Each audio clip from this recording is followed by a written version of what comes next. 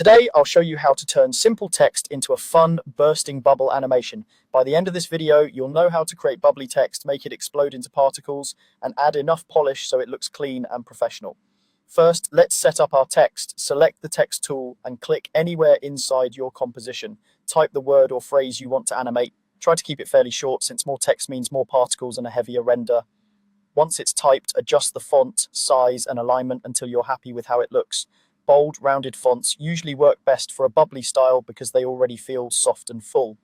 Next, we'll turn that text into bubbles. With your text layer selected, go to the Effects menu, then choose Stylize and apply either CC Glass or CC Ball Action.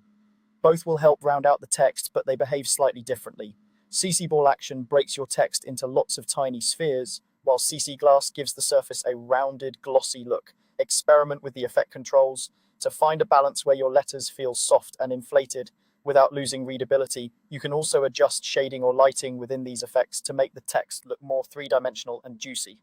Now it's time to animate the bubble burst. With the text layer still selected, go back to the Effects menu, then choose Simulation and apply either CC Particle World or CC Particle Systems 2.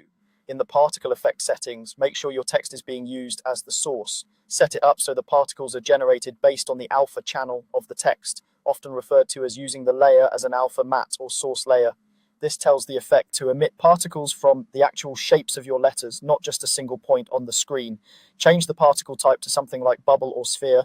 This will give each particle a round, bubble-like appearance that matches the look of your text. To make it explode, we'll animate the birth rate and velocity. Move your playhead to the exact frame where you want the explosion to happen. Set a keyframe for birth rate and push it up high so a lot of particles generate all at once. Then, a few frames later, add another keyframe and drop the birth rate back down so new particles stop being created.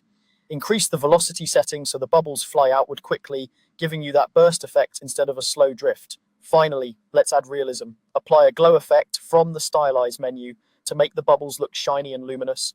Then add a fast blur from the blur category to soften any hard edges and blend the particles together a bit.